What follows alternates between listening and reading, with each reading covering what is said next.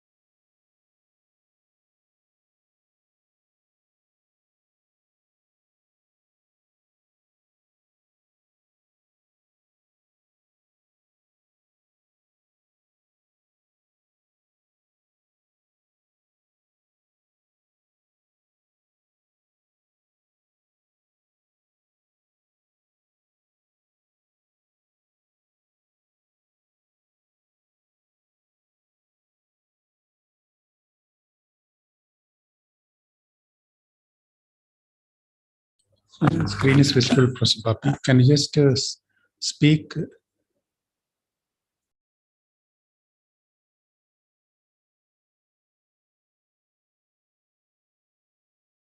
Audio is not there.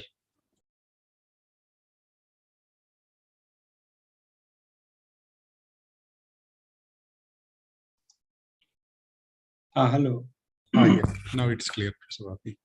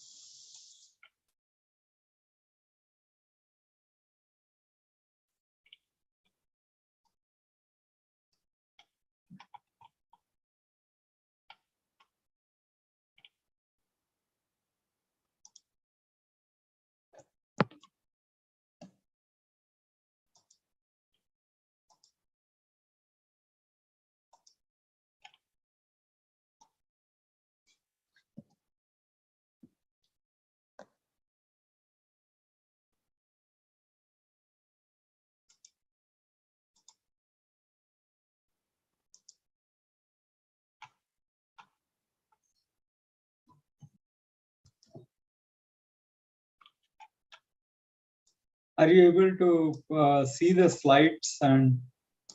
Yes, seeing the slides, and we are also able to hear your voice. Visible, yeah. Okay. Thanks.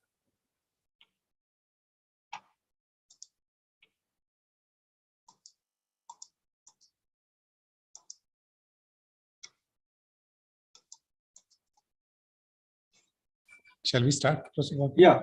Okay. So I'll just give a brief this introduction. So Professor Bapi had this is the welcome everyone. Good morning to the 10th lecture in the internship special lecture series. In the third lecture, Professor Bapi had introduced various applications in the healthcare domain that the Technology Innovation Hub at IIIT is leading. Today, we'll be seeing in specific some of the deep learning applications in ECG analysis. Over to you, Professor Bapi. Okay, yeah. Thank you, Dr. Raju. This is a nice platform for talking about the work that is happening in the healthcare and AI thread. Yeah, today I'm going to talk about well, ECG and EEG analysis. Both the title has to be changed, but so let me jump into the. So I will talk about one application. This proposal called IMLE-NET, and one EEG application. And if there is time, we'll go to this LRH-NET. So this is IMLE-NET is the work done by two of our interns, Likith and Vivek, who worked on this multi-channel model for ECG classification as part of their healthcare and AI internship, right, that I talked about last time. And this was presented at IEEE International Conference on Systems Man and Cybernetics last year, virtually. So before we go into ECG classification, I think for those who are not familiar with this, let me give a brief idea what ECG is. ECG is sometimes written as EKG, it's the German version of cardio K, right? C is the British or English version. Electrocardiograph is a machine that actually generates cardiogram. Electrocardiogram, typically what we call ECG, is electrocardiogram. And it's a kind of recording procedure that records the electrical activity of the heart. Basically, it gives you a potential difference between two electrodes placed at specific points in order to look at the electrical activity changes that happen on the surface of the heart. Maybe many of us don't know or appreciate the fact that the mechanical movement, the pumping action that the heart undergoes is actually driven by a electrical circuit.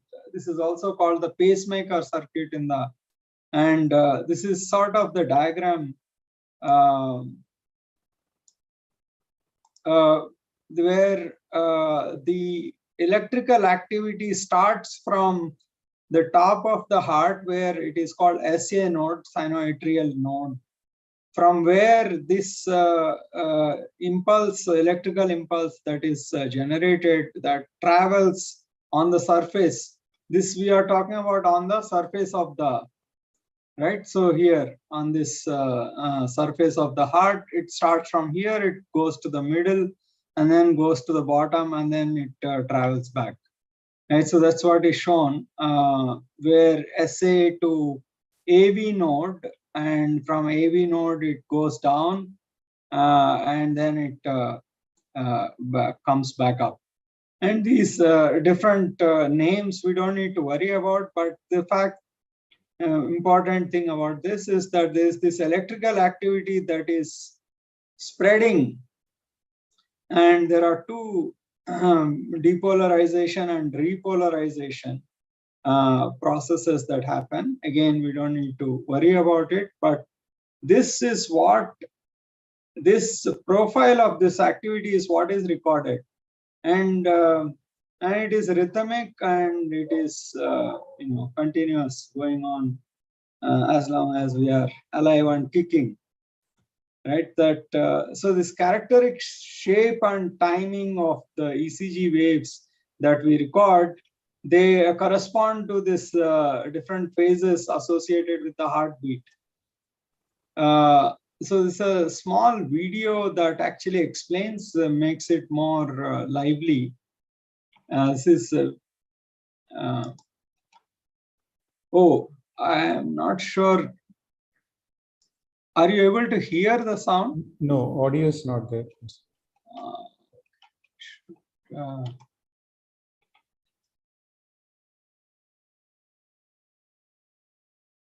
Maybe you can just explain, Professor Bapi, that. uh,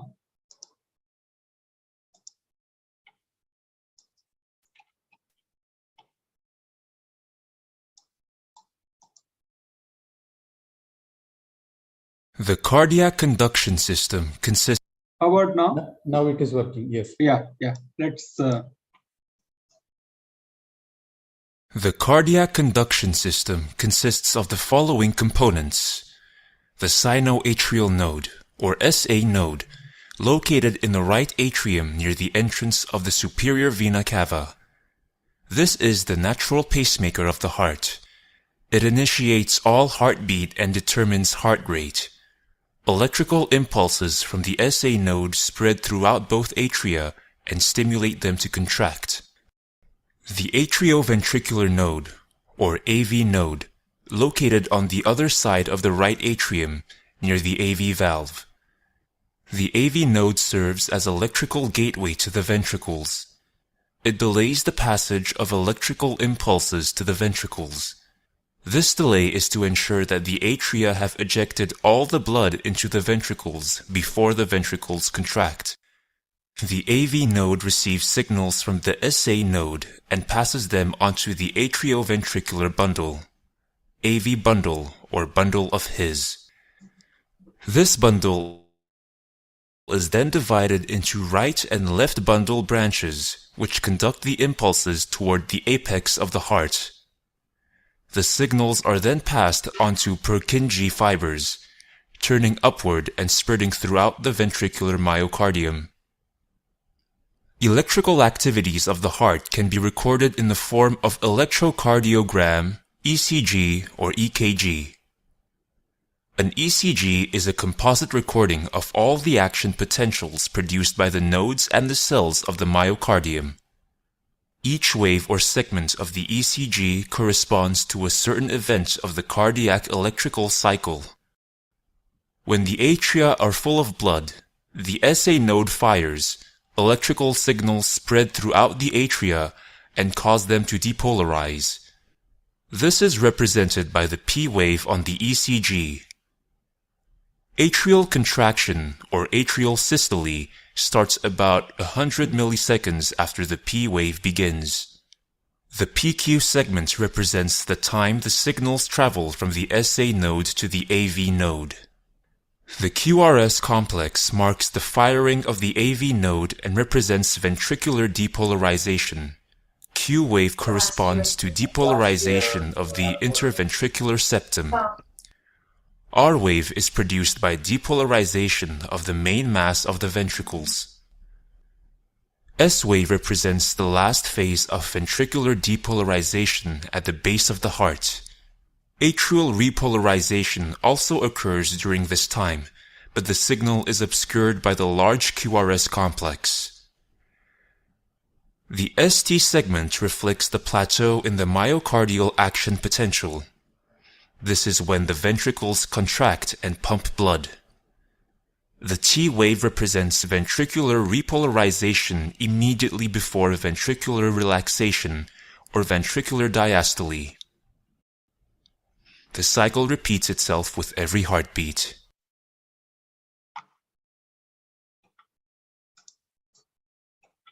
So as you can see, this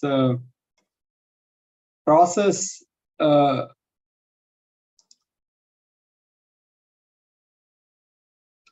and this phenomenon was discovered by Willem Einthoven, of a Dutch scientist who was awarded Nobel Prize in 1924. In fact, it is the oldest measurement, clinical measurement, but it continues to be useful even now. One of those that have an enduring use.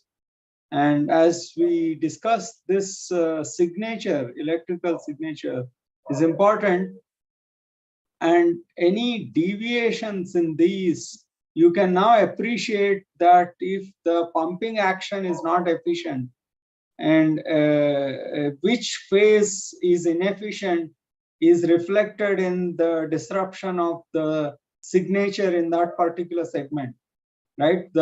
You saw that this is the filling up phase, and this is a phase where the pumping of the lower chambers happens and so on, and filling up of the upper chambers, right? So you looking at this, a cardiologist is able to, right? This is the typical ECG, the graph that a cardiologist gets, and looking at this shape, and you see that this is a 1 second signal, and typically a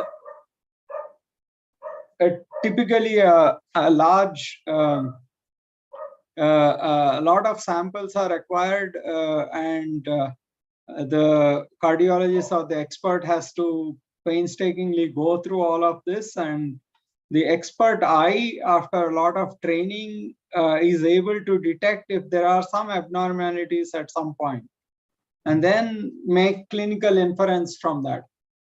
Now imagine if this recording has to be done over 7 days, every day, throughout the day, and there are these measurement devices called portable measurement devices called Holter EKG devices that in many conditions, patients are given this device. They wear this like a belt around their waist, and they put the electrodes. They keep it on for 7 days, and they come back and give this instrument back. The instrument records.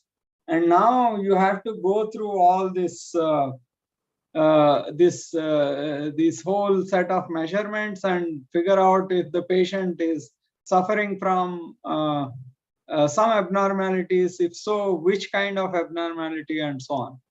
So this process, analyzing, is a time-consuming and error-prone process, and it also requires expert, sort of measurement. And it is not expected that every diagnostic center has an expert who can go through this. So therefore, ECG classification has become an important problem from a long time. Many efforts have been made, starting from standard machine learning approaches such as support vector machine, k-nearest neighbor. Many of these these machine learning methods have been applied. These classical machine learning requires that appropriate features are extracted from this ECG time varying signal. You extract appropriate features and give it to these as input to these classifiers, and then so there is a pre-processing stage where extraction of the features has to happen. In the modern machine learning, in the deep learning phase, this process is, as you know, is automated. The feature extraction as well as classification is combined into one. Of course, the downside of that is you need a lot of samples. You need a huge number of samples for the deep learning algorithm to learn. Obviously, many deep learning methods have been proposed, and one of the major groups is the Stanford group led by Raj whose algorithm published in Nature Medicine.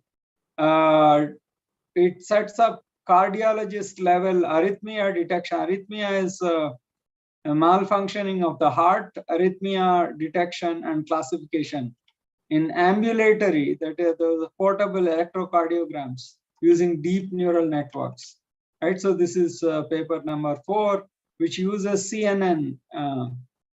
And of course, people have used not just convolutional neural networks, but also recurrent networks such as LSTM and gated recurrent, these unit GRUs. Attention has also been explored in few this beat by beat classification work that is published in computing in cardiology. People have used also the field has advanced to using interpretation by GradCam based approaches. Gradient weighted class activation map has also been used in conjunction with CNNs to look at which segment of this ECG time series is relevant for classifying into which class of abnormality, right? So this interpretation is a big recent addition to this whole deep learning based approaches for ECG classification. What we have done is we have proposed this approach called IMLE-NET, which I'll discuss in the next slide. Compared to single channel recordings, 12 channel, there are these electrodes that are placed on near the heart. There is a 12 lead system, 3 lead system, and so on that are available. The 12 channel is the most comprehensive recording. This multi-channel perspective has been ignored in the literature. So what we tried to do is to propose an algorithm that's successful even with the high number of channels. So there is more information that can be used from 12 of these channels. So we segment this multi-channel ECG into beat segments for each channel. And typically methods require this R peak to be detected. R peak is considered is much more stable. So R to R interval is one stable feature that many algorithms use. So this R peak detection is also easy. I mean, it's not easy, but more robust, because this is the location where the ECG amplitude goes to maximum. So you first identify this R peak and then use that as a guide to find which to segment the sequence. So in our approach, we don't do this because it's extra pre-processing that you need to do. It's but instead of R peak informed segmentation, we just use a sliding window approach, and there is no overlap.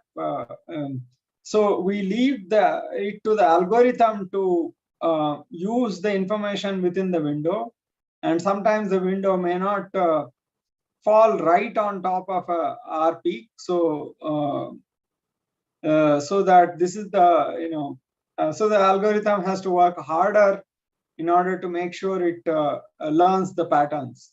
Unlike in the case where you do some pre-processing, where the segmentation is informed by doing this R peak detection and doing a window around that, is you're doing pre-digesting the problem and giving it to your algorithm. So we do this kind of segmentation without overlap.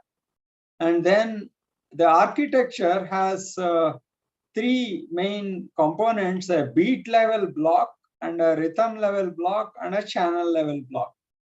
Remember, beat level is your one beat is this QRS, right? PQRST. That is the beat level processing. Rhythm is a collection of beats. And then channel is you have these 12 channels. So the algorithm tries to extract information at all these 3 hierarchical levels: A collection of beats constitutes a rhythm, and rhythms across different channels forms the next level. Right. So this so all these three are encoded, and that information is utilized for classification. So you have let us say m equal to 12 here. This is the channel level attention. This is the channel level architecture. So we are going top to bottom, where channel level attention block, which tells you which channel to focus on eventually after training. The dense layer that aggregates all of this information at the top of this hierarchy. And then the output from this is used to predict different classes of abnormality, right? So this architecture, some of these details, this whole architecture here at this is the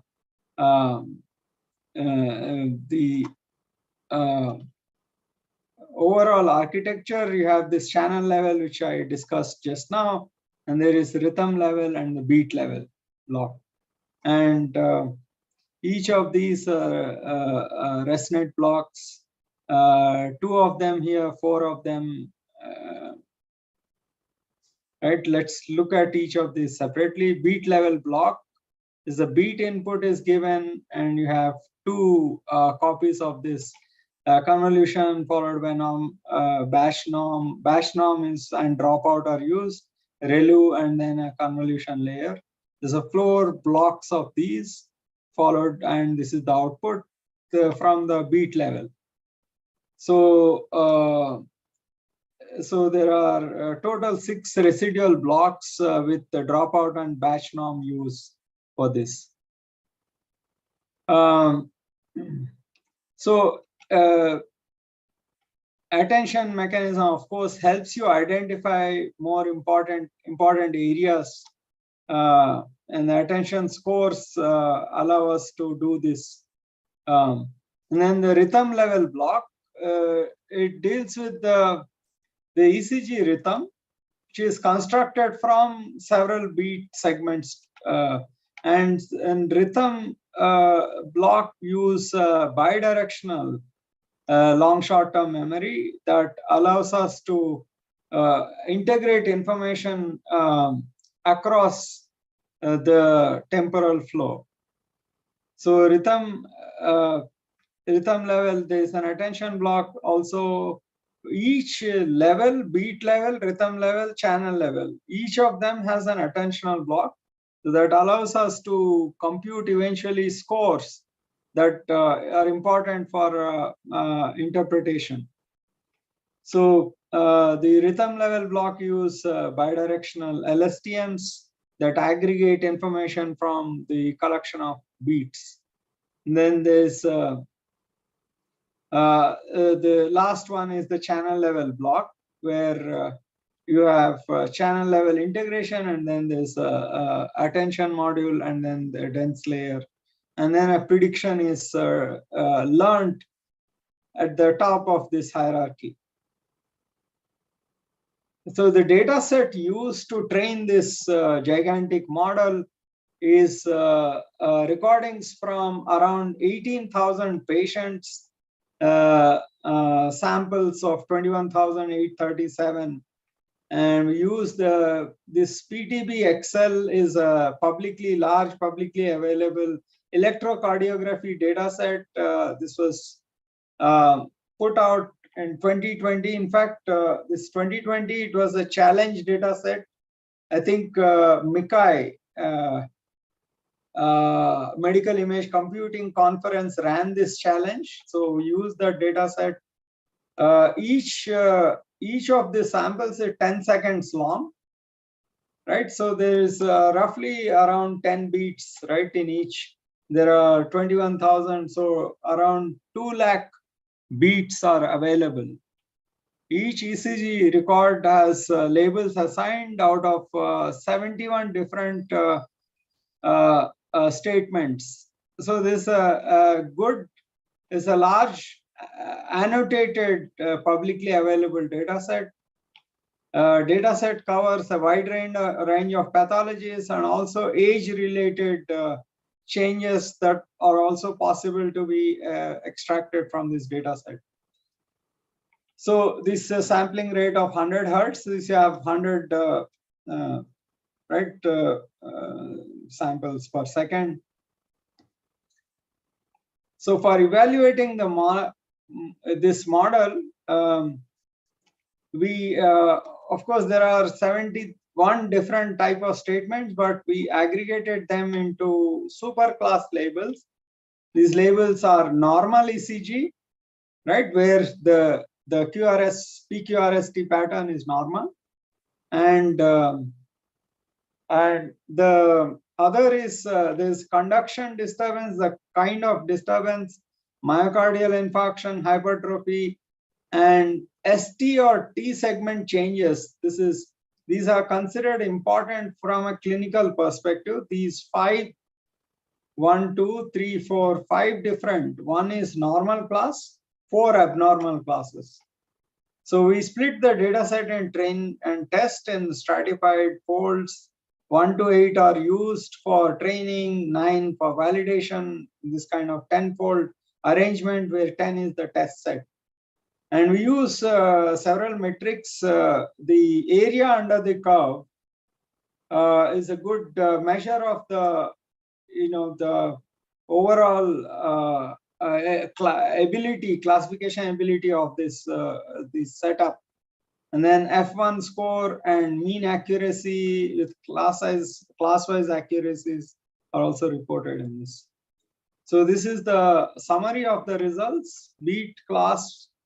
So here the different conditions, the conduction disturbance, hypertrophy, myocardial infarction. This is the normal class, and the ST segment changes. And compared against the 4 other approaches, the basic ResNet, and then this approach where they use inter and intra-patient sequence-to-sequence deep learning approach proposed by Musavi and all.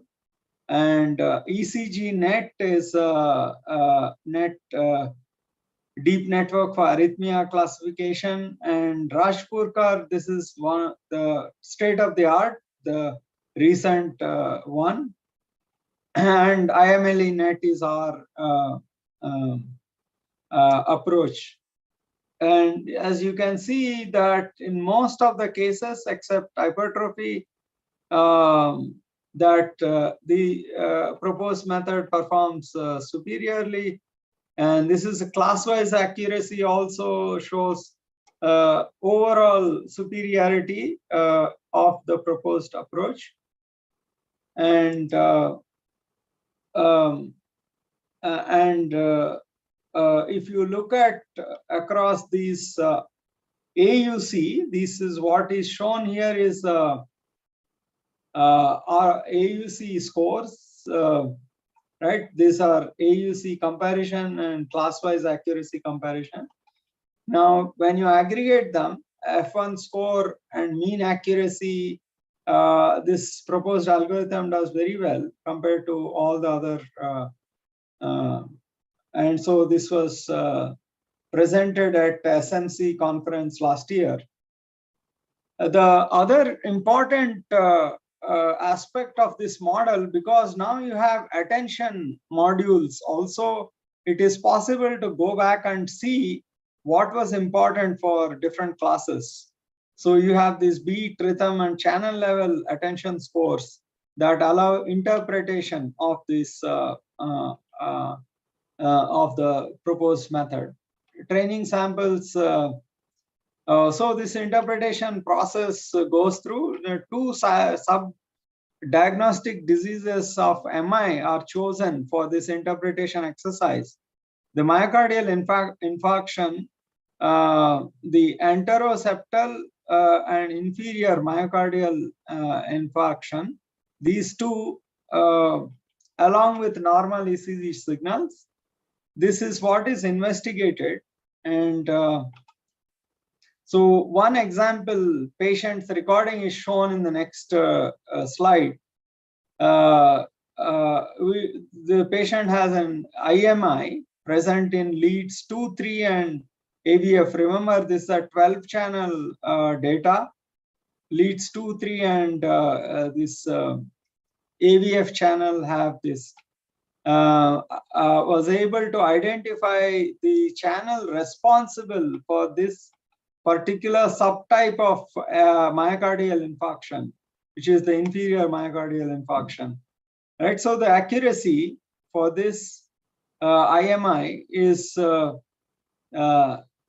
this level, and what you see here are the 12 channels, and what is shown is the attention score. The higher, the hotter the color, the higher the score.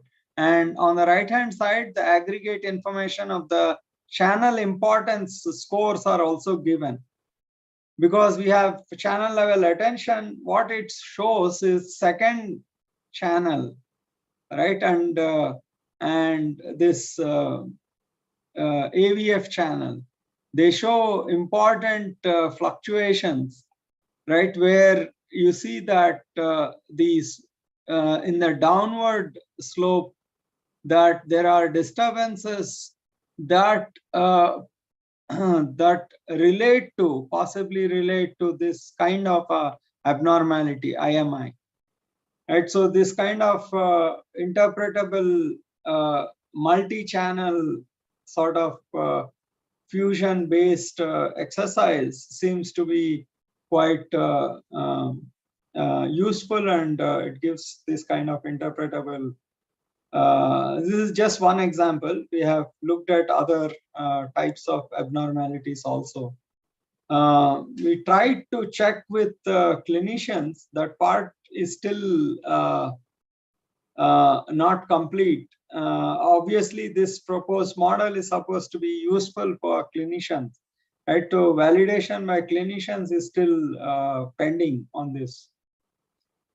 But these the annotations that are given, I told you that this data set has annotations where they give some indication as to where.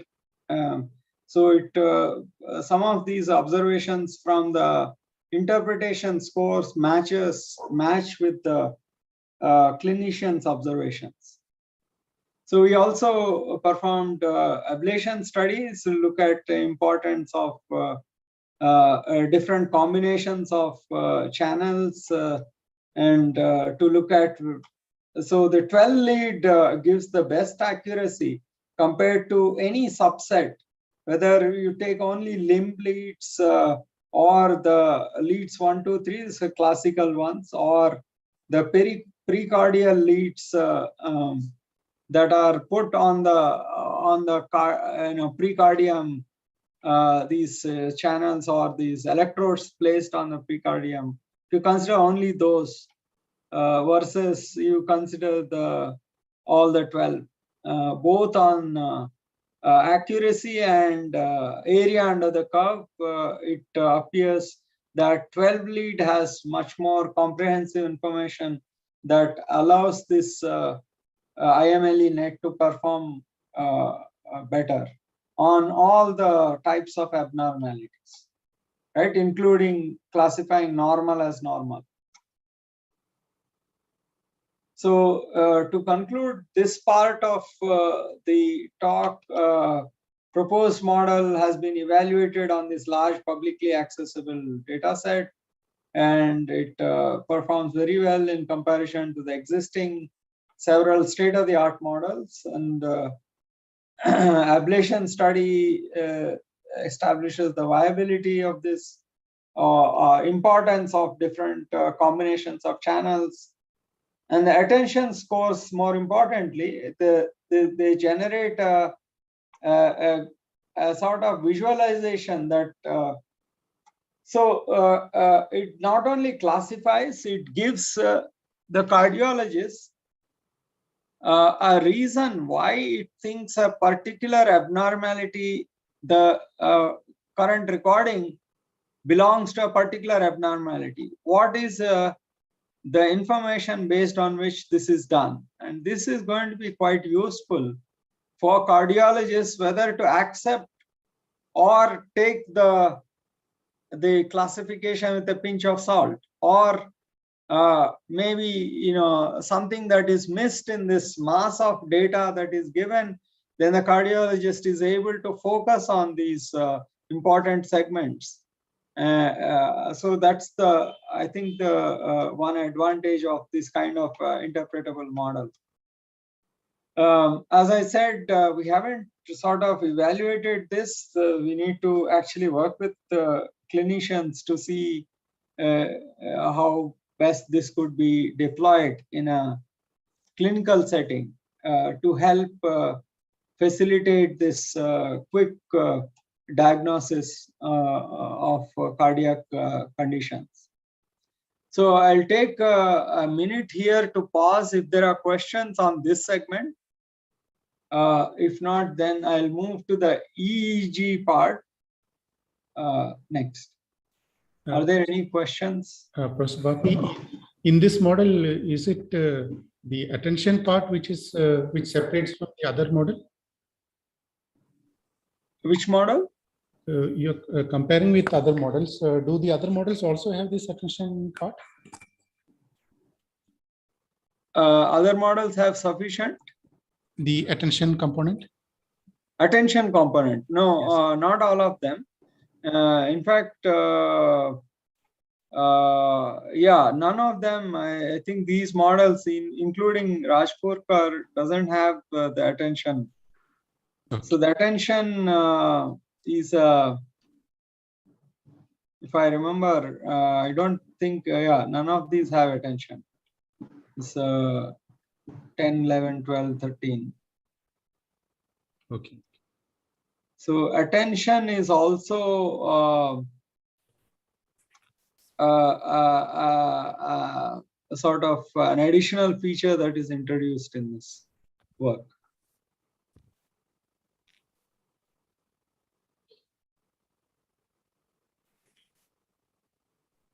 So this is Raju here. So have you planned any other work using actually lower number of leads, say 3 leads or 4 leads, kind of data collection, and then use it for model building? So this exercise, right, what I am showing here, this is, for example, there are only 3 leads that are used here. So the performance is not bad, but it's not as good as 12 lead, right? This 3 lead, precordial leads are 6 of them, if I remember correctly. There are 6 of these, and limb leads are also 6. So 6 and 5, I think 1, 2, 3, 4, 5 precordial leads and 6. Oh, 1, 2, 3 is included in the limb. Is 3 plus 3, 6 of this, and 6 precordial leads. So what is shown here is, if you consider only these subset of 6, other subset, other 6, right? These are the, together is the 12, and this is 3 lead.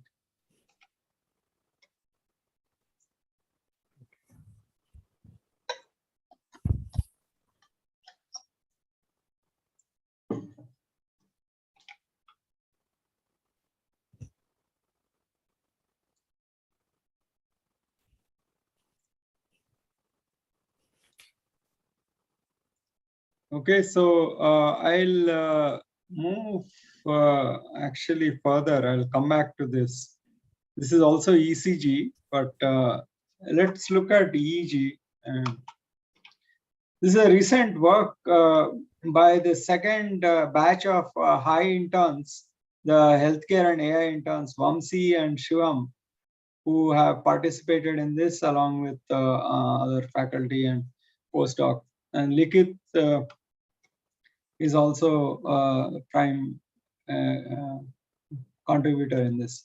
The multi-view representation learning on EEG signals for sleep stage classification. What we saw in the ECG one is a supervised approach where the loss is computed from the predicted, at the top of the hierarchy, you have prediction coming from dense net. And that prediction is compared with the ground truth, and a loss is generated, signal, and that is propagated backward to train all the various parameters of the model. This is a supervised approach, whereas in this, what we thought is to explore unsupervised approach, representation learning, unsupervised approach. So one of the motivations for this is that it is very getting labeled EEG data is not in a large proportion of labeled EEG data. To obtain that is a challenge. So a lot of EEG data that's available is unlabeled. Is there a way we can use this by using self-supervised approach? That is the idea of this. This is in collaboration with Dr. Srijitesh, who is from NIMHANS, Bangalore, Neurology. Sleep, there are 4 different stages of sleep apart from wakefulness, which is the 5th stage. Wakefulness, you have the rhythm, the electrical rhythm. Now, what we are talking about is the electrodes placed on top of the scalp, right, that monitor the electrical activity due to neural firing and the propagation of the these action potentials across the network of neurons causes an ambient field, electrical field, and this set of electrodes that are placed on top of the scalp, they measure this electrical activity. Of course, when this neural firing and the action potential propagation from neurons, it becomes a faint signal as it filters through various layers of meninges and the scalp bone, right, the skull bone. The signal becomes very weak.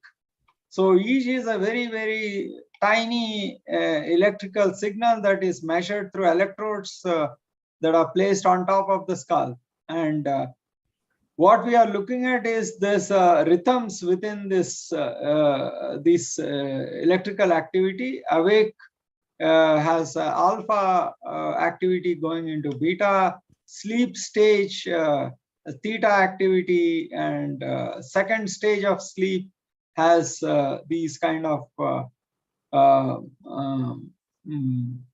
these things called fluctuations called K complex. There are spindles. These are also called spindles, where there's activity bunched together. And then third stage sleep is a slow wave but high amplitude delta signals, and the delta activity is much more in stage 4. So these are low fluctuations but high amplitude. And there's a very important stage called REM sleep, rapid eye movement sleep, which has an activity like this, theta, like of. So these have different frequency ranges, and the time spent in a typical night of 8 hours sleep, the time spent in each of these stages is different. And typically, a clinician is looking at understanding the quality of sleep, how much time the patient spends in each of these stages, and that has some clinical significance. And typically patients are asked to come to the clinical sleep lab where they sleep with these electrodes placed on top of their scalp and various other measurement devices, heart rate, chest movement, and the actual posture is also videotaped. All of this multimodal recording of the sleep in the sleep lab is taken out after 8 hours, right? The overnight sleep, you get the signal, and now you have to sit down and go through this to look at whether a particular segment is awake segment, stage 1, N1, N2, N3, all this has to be done. And of course, doing this manually is laborious and error prone. So you need algorithms that can go through this and classify automatically. Typically, clinicians look at this, what is called hypnogram. Hypnogram is this 8-hour sleep, and it talks about what is the proportion of time spent in each of these 5 stages, right? So the REM sleep, for example, is marked with this, that there is this amount of REM sleep during the initial part, later part, and the final part. And so the electrodes are placed, and they have been given different names depending on where this electrode is placed. There's a standard system called 1020 system that gives you the locations of frontal electrodes, central electrodes, parietal, occipital, different regions of the brain. This is the frontal is front part, and occipital is the rear or posterior part. Now, for the experiments we have done, we use 2 popular publicly available data sets. One is called Sleep EDF. This data set is part of the PhysioBank. PhysioBank has a huge number of physiological signals, including EEG, ECG, many other data sets are available. This is online, publicly accessible data set. 78 healthy Caucasian data is used as part of the Sleep EDF. Each subject has 2 full night recordings, 8 + 8, 16 hours. And some subjects have only 1. So total of 153 full night recordings. And we shuffle these subjects, 58 in pretext, 10 for train, and 10 test groups. And we use in this, although there are several channels, we use this FP-ZUD, C-ZUD, FP-ZUD and C-ZUD location, C-ZUD central electrode, and FP is the frontal. So we use these this channel for sampled at 100 Hertz. There's another large data set called Sleep Heart Health Study data set. The reference is here, 2018. This American Medical Informatics Association has put out this SSH. It's a huge 6,441 subjects, single full night recording for each subject. So we used 326, a subset of this we used because we wanted to compare with some other method. In 3, this method that results given in this, to be able to compare, we wanted to take a cohort which is similar in size, 326. So we use C4A1, this channel at sampling rate of 125 Hertz. We convert this into 100 Hertz to make it compatible with this, with the Sleep EDF. So this is the data set that is used for this self-supervised learning protocol. And there are, as you can imagine, sleep stage classification is also an old and worked out problem by several researchers.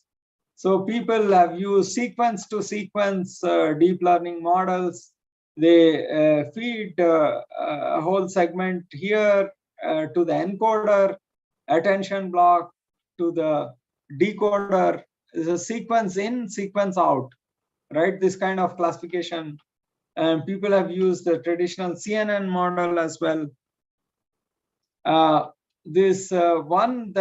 approach is inspired by this 2021 approach, where they have proposed what is called TS-TCC model. TS stands for time series.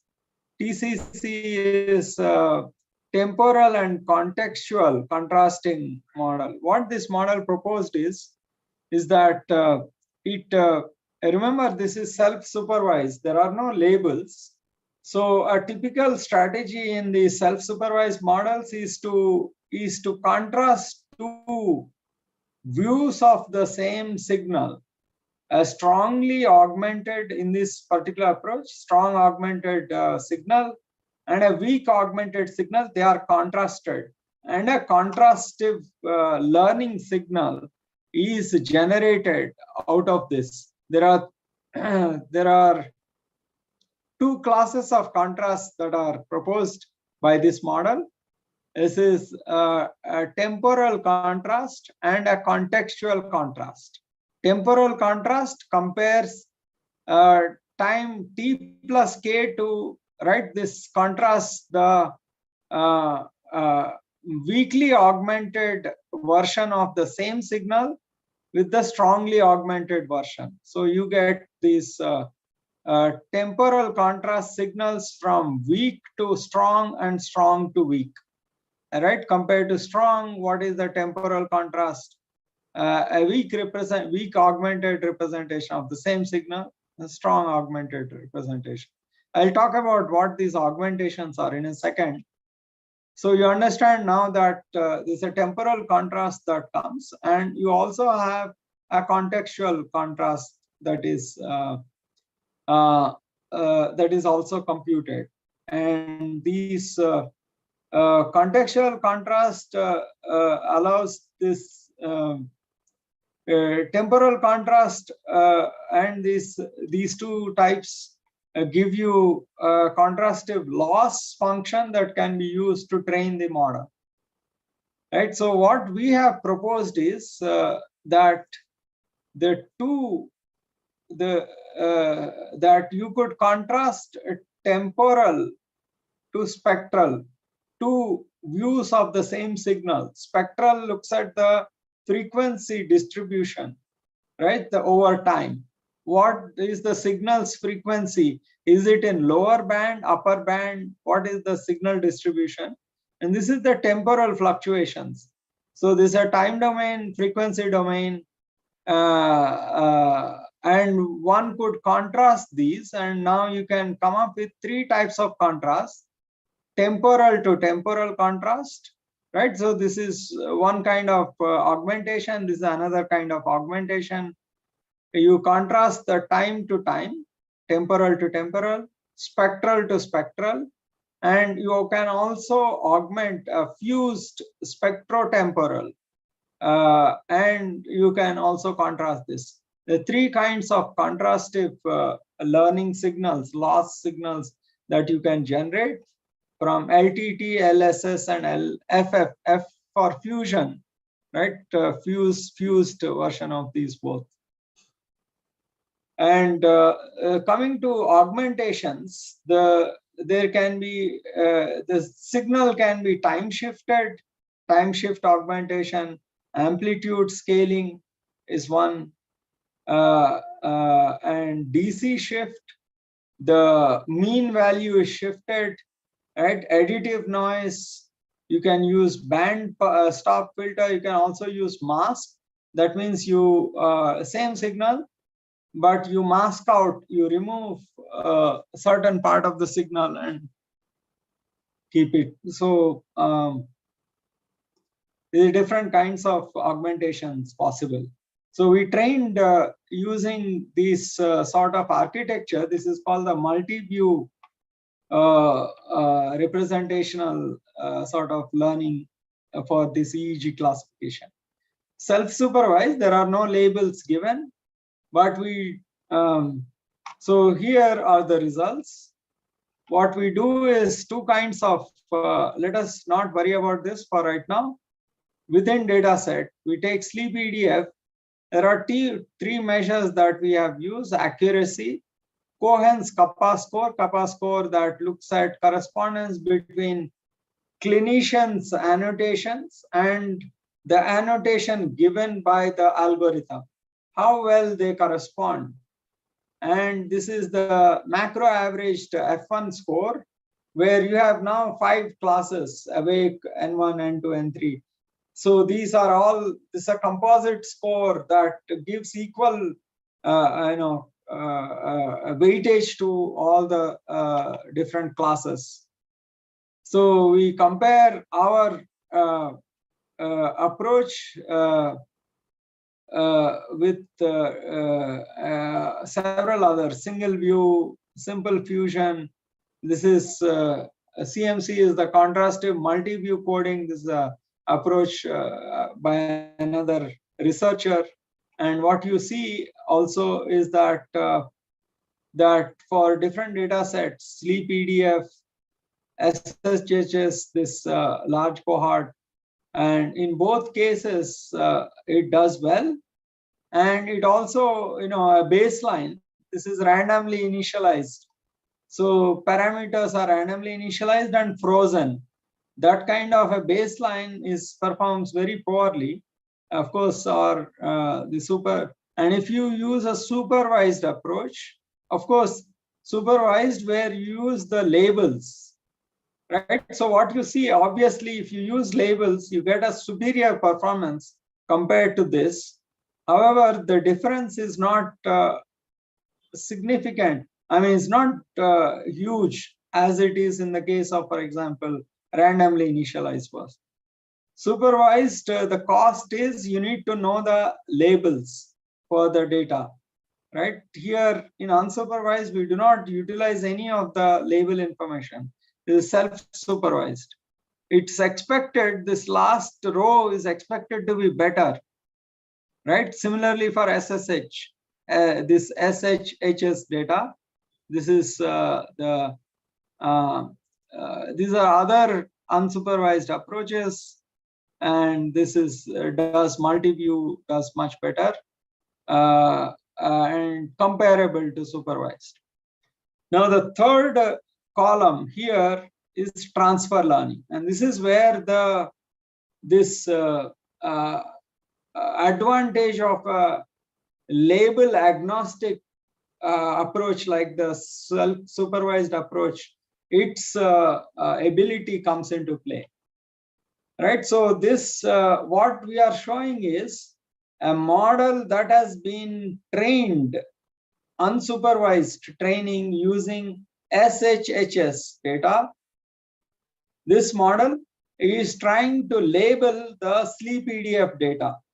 I transfer the information, so it's not trained on sleep EDF. This is one data set, this is another data set. How well the classification, the model that tries to label using SSH, SHHS, how does it perform on sleep EDF? Now you see the difference, right? A model that has been trained on SHHS, supervised, its ability to classify sleep EDF is lower now compared to this, right? So you are learning in the unsupervised learning, your learning is much more general, and it is not linked as heavily to the training data set as in the case of supervised. We have also done actually statistical analysis on this, the accuracy, for example, and this kappa score, for example, are actually significantly better. So the power of this unsupervised learning where labels are not available is its ability to generalize to unseen data set. these are other graphs that give you, give a smaller subset of the samples. Right, you give only say 10% of the labels available. This self-supervised approach does much better already, right? Because it has acquired enough information from the available samples as compared to a baseline. Right. So the overall summary is deep learning, of course, has wide application in ECG, EEG, and these. I have not covered this low resource setting.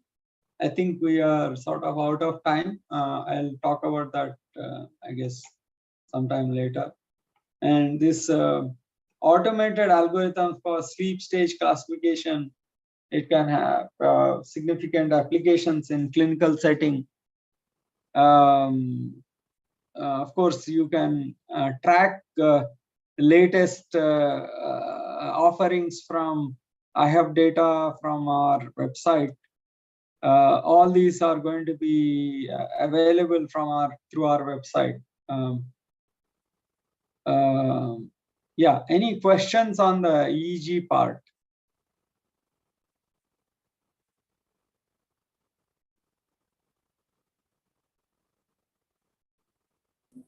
Sir, I had a question. Yeah.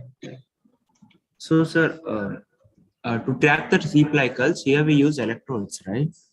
Yeah. So I have a Fitbit watch that also has a sleep tracker option.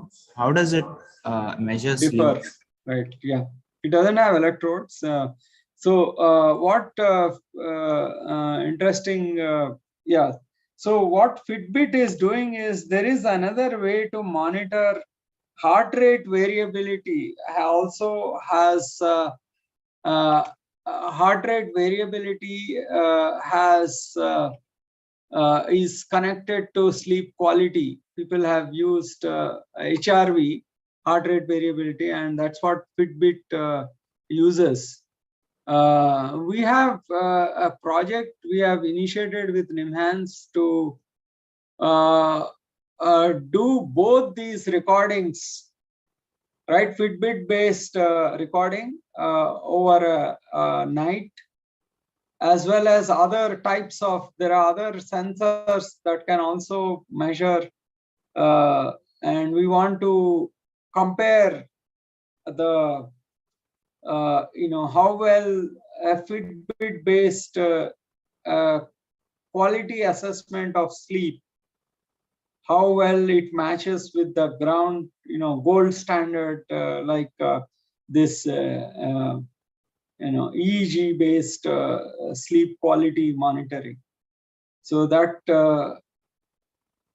is a project that is going to run the next year or so, and we'll have all that data also make that available, and I give you a better answer. There are some benchmarking done in the literature, but we are trying to do it independently. So obviously heart rate variability cannot give you this sort of 5-way annotation, right? So you don't get different stages. But for example, is it good enough for a clinician? That assessment or evaluation is still, pending. So, Professor Bapi, that means so it uses a different approach, right? I hope you understand. It's not tracking electrical activity. It's looking at heart rate variability. Yes, sir. Right. Yeah. Sir, actually, I had one doubt. Both the data sets are different data sets, and it is from different electrodes. Basically, one is from Right. frontal and central, and the other is from central, and which is a reference electrode. Auditory, yeah, Mastoid. reference electrode. Mastoid is a reference electrode. So, sir, you compile both. So, how how it is like, because combining different electrodes and mentioning it as giving a better Yeah, no, reliability for sleep staging will be a bit difficult, no, sir? okay, part of the idea was that, yeah, you're right, actually, that this uses the signal from the Front combination central. of this versus this uses This is just C4 one. to, yeah. Actually, C4A1 is just a single channel, we can say. We can't Correct, say correct. which gives different. A1 will not give any waveform as it is from mastoid, basically. It's a reference. Right. So how it's basically how, looking at C4 fluctuation with reference to the base is yes, the sir. reference, right? Yes, sir.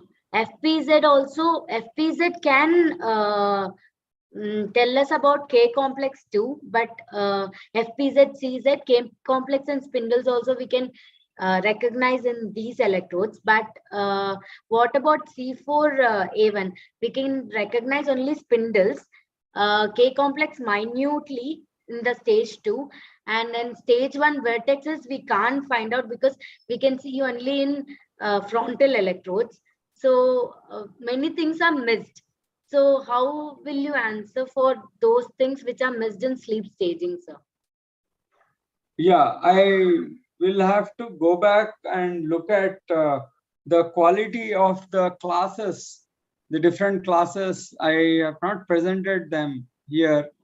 How well, this is an averaged, this one, how well it is able to, for example, you said, yeah, stage 3, how well this model, which is using only the C4A1, right, which is this SHHS, right, how well it is doing. We have to do that. I think perhaps you can help us do those evaluations.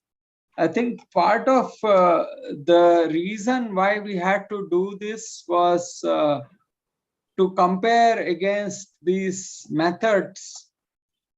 Okay. I think this was the call we have taken, because in order to compare, we cannot rerun this algorithm, but or it has been rerun, I don't remember now.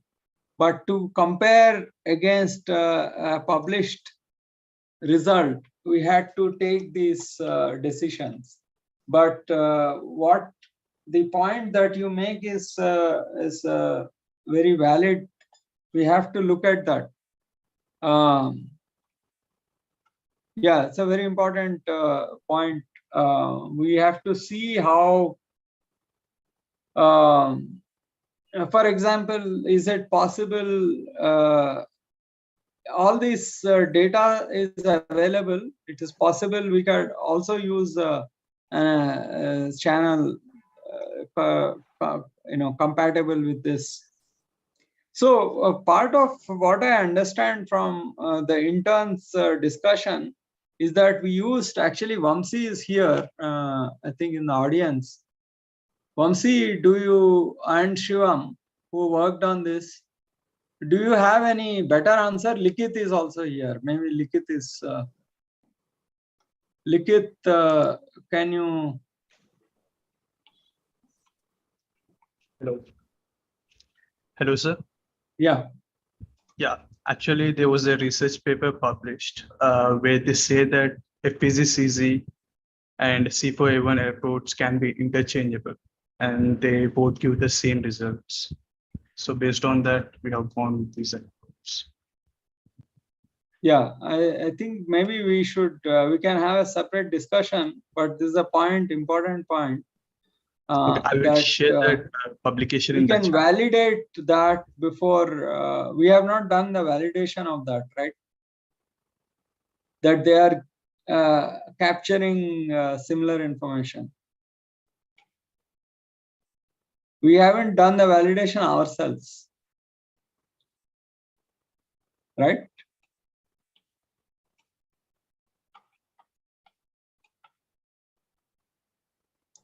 Professor Bapi, a very different question, Professor Bapi. This Yeah. is largely pointing to the fact that sleep disorders can contribute to variations in the heart functioning of the heart. Right. Can it be the other way around? Do BP patients have sleep disorders? Yeah. So in fact, this is a point that The causal one, which causes the other? yeah, this is a point that is raised by Dr. Srijitesh, that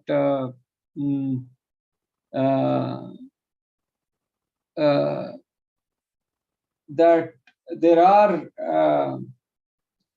some indications like that we need to look at. Yeah, we need to see if what clinician. I don't know about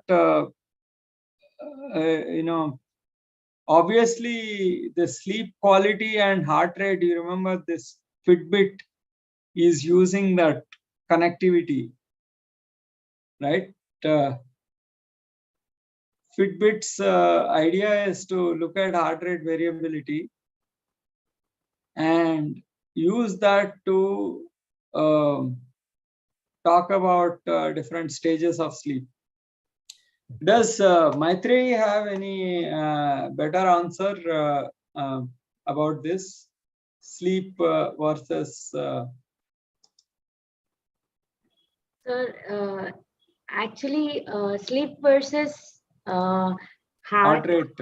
heart rate, as well as this one, sleep disorder breathing. Sleep disorder breathing is a part of sleep disorders according to ICD-10. So sleep disorder breathing and HRV is correlated, highly correlated. So Dr. Raju's question is, do we, so from one to the other, for example, sleep to heart rate abnormalities, heart rate to sleep abnormalities?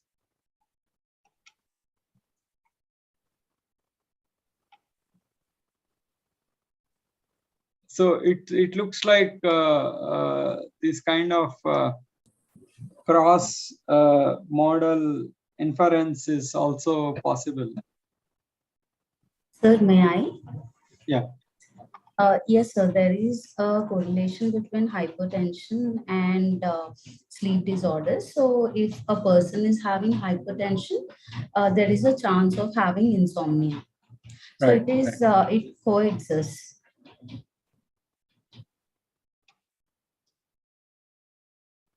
Yeah. So does that answer? No, yes, thanks. Yeah. And also, sorry, go ahead. yeah, and also to add to Maitreyi's point, how heart rate correlates with sleep stages. As a person goes into deeper stages, his heart rate decreases. That's a correlation between heart rates and sleep stages. Yeah. Professor Bapi, this is Gopi from translation team. A couple of questions. One, I understand the model will detect the hypnogram and all. Is it is it our end purpose is to see what kind of sleep disorders is a patient has by reading the hypnogram? Is that an end objective, or just to reduce the cost of labeling by going with the unsupervised learning? Yeah. So a quick answer from my side. Then I'll also ask Maitreyi, who's a PhD candidate in sleep physiology in NIMHANS. She may be able to add more to that. But let me just quickly give one. So the sleep quality, the current exercise we are doing with the NIMHANS is to correlate sleep stage, the quantum of sleep and its implication for cognitive decline. Memory, for example, does it, are there any cognitive changes that we can correlate with the different, the sleep stages that patient goes through? This is already, there is evidence in the literature that a disturbance in some parts of the sleep, REM sleep and so on, they correlate with the patient's inability to memory or memory disturbances. This is one condition I know. In fact, this is what we are in the joint project between IHub and NIMHANS. This is what we plan to also do. Are there any other conditions that these quantities estimated have bearing on? Maitreyi, can you give some idea? Sir, actually, according to literature and according to American Association of Sleep Medicine, there is one disorder called narcolepsy, which is excessive daytime sleepiness. So in that disorder, we can come to know whether the person is having narcolepsy. That is like the person will be having REM as the first stage of sleep during his daytime sleepiness. So that might be helpful, means that we can find it out through the polysomnograph as well as MSLT. MSLT is mean sleep latency test. So there will be 4 sittings, and in each sittings, EEG will be recorded for 20 minutes. So, and with a gap of 2 hours. So we will come to know in each sitting whether the patient is going to REM sleep as the first stage. If it is so, the mean of that we will consider it to be as the patient is having narcolepsy. And another one disorder is insomnia, in which the patient is taking either longer duration to sleep or having intermittent awakenings. So these two we can find it out through only hypnogram itself. The rest we need to have the full detailed polysomnograph.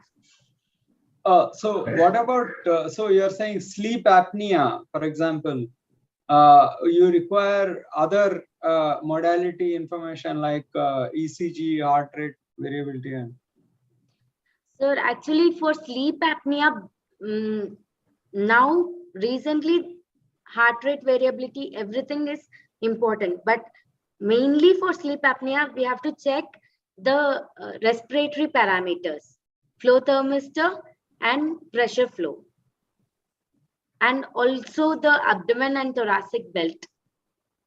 But not including SpO2.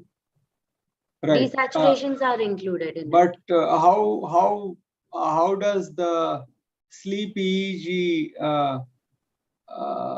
stages, quantum of sleep in different stages, that does not have direct bearing on sleep apnea or not? There is a direct bearing of sleep apnea in sleep stages where we can see arousals in between. The vaso will be increased in apneic patients. Right. And there will be lots of RERA, which is respiratory effort related arousals. Yeah, just to clarify to others, this terminology, polysomnography is this multimodal data that is collected in the sleep lab. Apart from EEG, you are also collecting the blood oxygen concentration, SpO2, heart rate variability, ECG, chest movements. So this polysomnography is multimodal data that's available. Electrooculogram, all these are recorded simultaneously. Yeah. So, yeah, does that answer your question? No, I got some idea. So probably Maitreyi, is it okay we reach out to you? I had the translation stream from iHub. So now I'm trying to see that, okay, how we can take this research, what we've done. what is a practical application, right? Is it a diagnose or what is that we can do? I'm trying to explore that. And one more thing is, I think the data what we're collecting is very expensive. I mean, very sophisticated. It has to be lab setup. Do we have a plan to, or any other means, right? Either, like Apple is coming with data collection, or like Fitbit we already discussed. So that will be much more easy. I don't say easy, but at least it is. We can have a larger audience can be detected, right? Like consumers. Yeah, I could not, this audio was not clear, but what I understand is, are we recording other data from other sensors like more sensors which are not in the very sophisticated setup like hospital, or like either Fitbit or Apple. Right, wearable. Yeah. As part of this project, we are collecting simultaneous data from wearable as well as polysomnography. That's part of the current project. In the next 1 year, we plan to generate this data set from around 100 participants, or 50 each. Yeah. Okay. So yeah, I'll get in touch with you, Bobby, so offline, and we will discuss on how to take it forward. I was just wondering, I mean, this very, the drivers like, our pilots who are in a very important critical operations, right? So maybe by having any kind of detection about whether their attention span, or they're getting into they're in trouble, can we able to use that using this, so that we know that there could be a potential accident or something like that? Can we think about some application like that? That's even we keep hearing like the driver suddenly got a heart attack and he the bus is out of control, or pilot got into sleep. I mean, we can understand what will be the situation, or SPG, Special Protection Force, or some kind of very professions who require to be attentive, and they're all well stressed out in situations. Hello, can you hear me? Hello. Yeah, so audio is not very clear to me. Lot of muffled. So you are asking about other scoring mechanisms, or? Okay, can you hear me now? Clear? Let me check on my audio.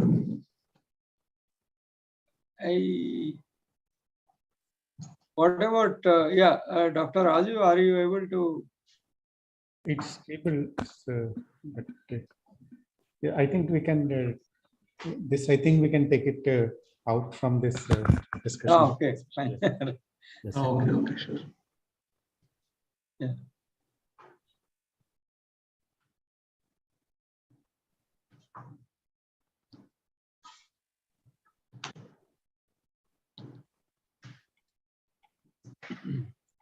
It's mostly on the product conversion part, Professor, the translation part. So if there are no more questions, then we can conclude. Thank you, Professor Bapi, and your team from healthcare. Very informative session. And we look forward to maybe more such inspiring lectures from you. Thank you. Thank you.